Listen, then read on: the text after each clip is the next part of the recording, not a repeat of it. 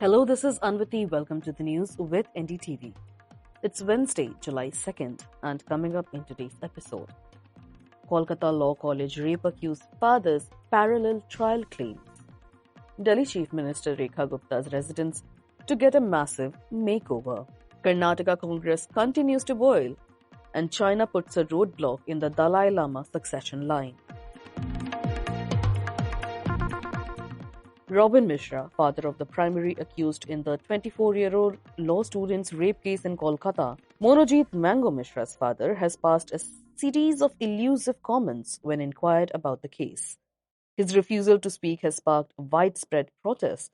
He's also accused the media of running a parallel trial.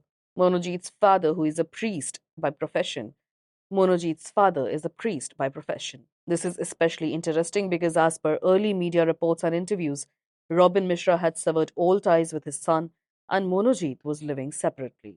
This was reportedly due to Monojit's frequent brawls and involvement in politics, and it was claimed that he had been living separately for 4 years. However, Monojit's father evaded all questions regarding his son's family background and the rape case that has horrified the whole nation. Speaking with NDTV, he said, and I'm quoting, "This is a sub judice matter. No citizen who believes in the constitution must comment on this," unquote, he said. When asked about the family's background, he said, "What about his family background? We are ordinary, hardworking people." Asked about reports that Monojit lived separately, he said, "Who said this?"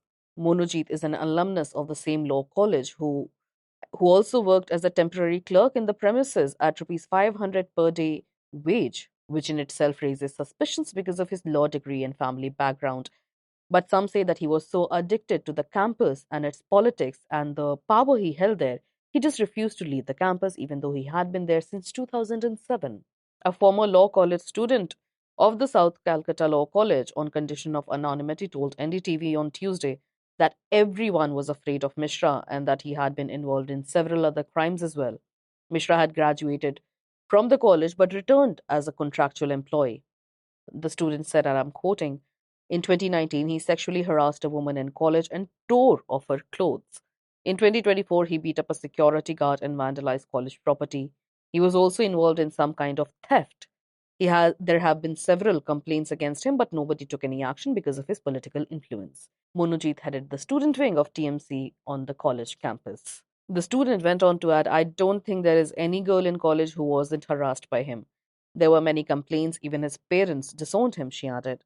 Some students also added how they were so afraid of him that they stopped going to college altogether. There were also reports that he was morphing women's images and then sharing them on WhatsApp groups and later body shaming them publicly in college. The Trinamool Congress admitted its link to the student wing but has now distanced itself from Monojit and said he would face strict punishment irrespective of his political links. Chief Minister of Delhi Rekha Gupta's official residence, Bungalow Number 1 on Rajniwas Marg, is undergoing a renovation worth Rs 60 lakhs this month. According to the tender notice issued by Public Works Department, the renovation will mainly focus on augmenting electrical fixtures. The bids for the tender will open on July 4th and the work will be completed within a period of 60 days, officials said. Ms. Gupta has been given 2 bungalows, 1 and 2. While she will use the bungalow number 1 to live in, the bungalow number 2 will be used as camp office. Tender issued on June 28 said that of the rupees 60 lakh, 5 TVs worth rupees 9.3 lakh will be installed in the Chief Minister's house. 14 ACs worth rupees 7.7 lakh and 14 CCTV cameras worth rupees 5.74 lakh will also be involved. The house will also have an uninterruptible power supply or UPS system of rupees 2 lakh.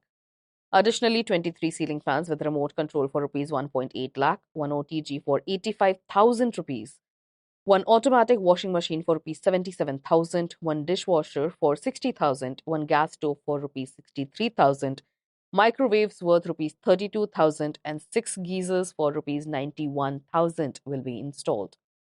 A total of 115 lamps, wall lighters, hanging lights, and 3 big chandeliers will be put up in the house at the cost of 6,03,939 rupees, the tender mentioned. Currently, Ms. Gupta is living in a similar Shalimar Bagh house. Ms. Rekha was elected Delhi Chief Minister in February and she refused to reside in the former Chief Minister Arvind Kejriwal's bungalow at 6 Flagstaff Road.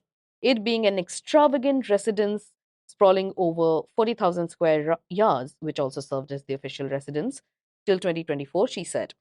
A public thought department report released in October highlighted luxurious renovations and high end appliances installed in the bungalow. Mr. Kejriwal vacated the bungalow after facing intense scrutiny from the BJP after his resignation as Delhi's chief minister, and now Ms. Rekha Gupta is also giving a facelift to her official residence.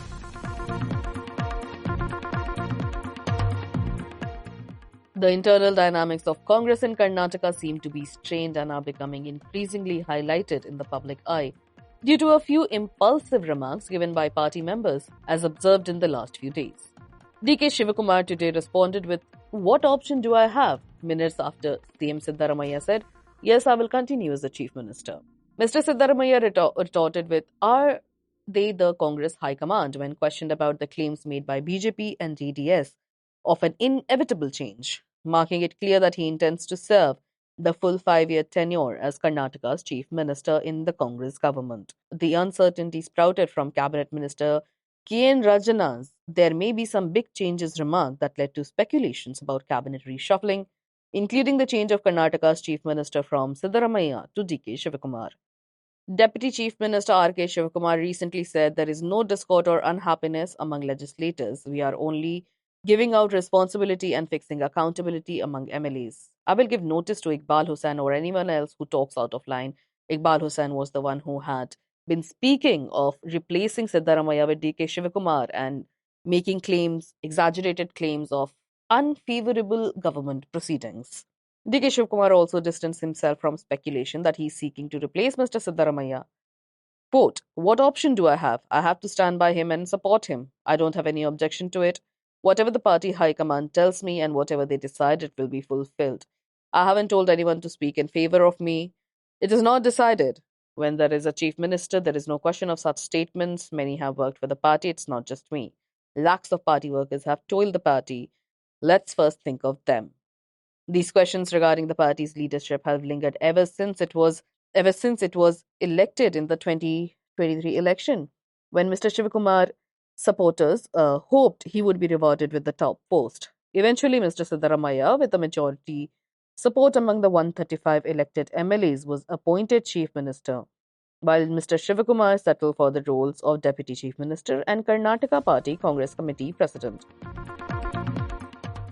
Despite repeated calls for restraint, several Congress MLAs have publicly supported Mr. Shivakumar. Chief Minister Siddaramaiah dismissed such talk during a visit to Mysuru, stating this government will be solid as a rock for 5 years. China is insisting that reincarnation or successor of the Dalai Lama must be approved by the central government after Tibet's exiled spiritual leader said he would have a successor after his death. This came after the almost 90-year-old current Dalai Lama confirmed there will be a successor. He and thousands of other Tibetans have lived in exile in India since Chinese troops crushed an uprising in the Tibetan capital Lhasa in 1959. His successor is believed to be Tenzin Gyatso, who, according to the Tibetans, is the 14th Dalai Lama reincarnation. Is the 14th reincarnation of the Dalai Lama. He too lives in exile since he was 23. China, which views the current Dalai Lama as a separatist, countered that Beijing has the final say on who the successor will be. Quote, "The reincarnation of the Dalai Lama, the Pancham Lama, and other great Buddhist figures must be chosen by drawing lots from a golden urn and approved by the central government," Foreign Ministry spokeswoman Mao Ning said at a regular news briefing, referring to a method introduced by Qing dynasty emperor in the 18th century. Quote, "The Chinese government implements a policy of freedom of religious belief, but there are regulations on religious affairs and methods for managing the reincarnation of Tibetan living Buddhas," Mao said.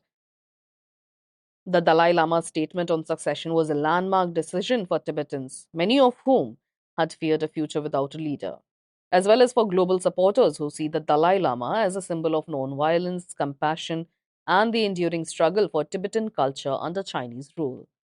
The Dalai Lama is lauded by his followers for his tireless campaign for greater autonomy in Tibet, a high altitude plateau in China about the size of South Africa, and struggling against China.